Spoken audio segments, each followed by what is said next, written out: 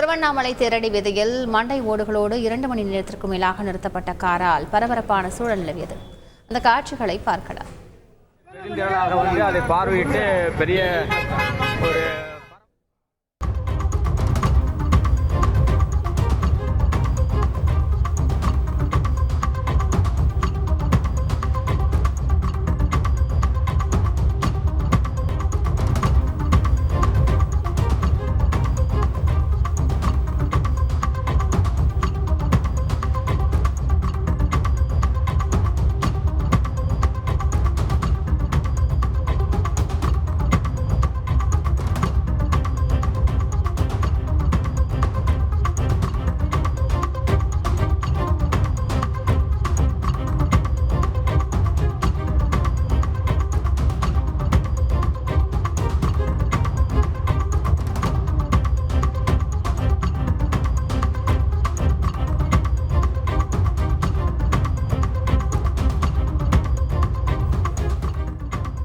கூடுதல் விவரங்களை செய்தியாளர் குரு தண்டபாணியிடம் கேட்கலாம். குரு தண்டபாணி, வணக்கம். இந்த கார் யாருக்கு சொந்தமானது? இது தொடர்பாக ஏதேனும் விசாரணை நடத்தப்பட்டு வருகின்றதா? விவரங்கள்.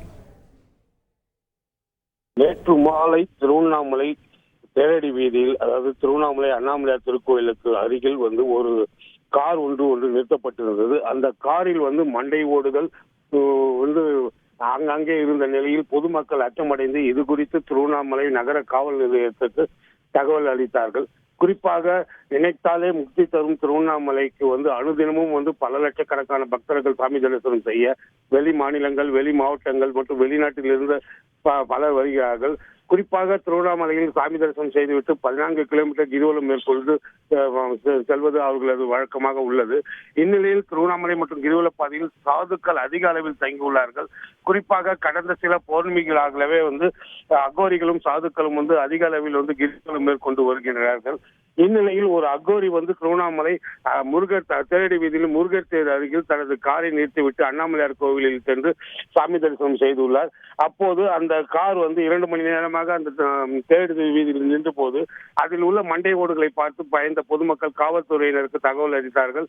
இதனையடுத்து அங்கு வந்த காவல்துறையினர் அந்த காரின் ஓட்டுநரை அழைத்து விசாரித்த போது தான் காசில் இருந்து வருவதாகவும் தான் ஒரு அகோரி என்றும் கூறியுள்ளார். இதனையடுத்து அவரை காவல் நிலையத்திற்கு அழைத்து சென்று விசாரணைக்கு உட்பட்ட போது அவர் முன்னுக்கு பின்னாக காவல்துறையினர் நடந்து கொண்டதை அடுத்து அவரை தீவிர விசாரணை செய்து அவருடைய விவரங்களை பெற்றுக்கொண்டு மேலும் கார் பதிவெண்கள் ஆகியவற்றை பெற்றுக்கொண்டு காவல்துறையினர் 3000 ரூபாய் போக்குவரத்து விதிமுறைகளுக்கு மீறி காரை பார்க்கிங் செய்ததற்காக அபராதம் பெற்றுக்கொண்டு அவரை அனுப்பியுள்ளார்கள்.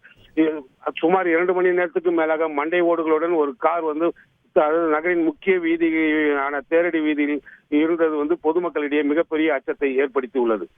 விவரங்களுக்கு நன்றி குரு தண்டபாணி. செய்திகளை உடனுக்குடன் தெரிந்து கொள்ள உடனே சப்ஸ்கிரைப் பண்ணுங்க.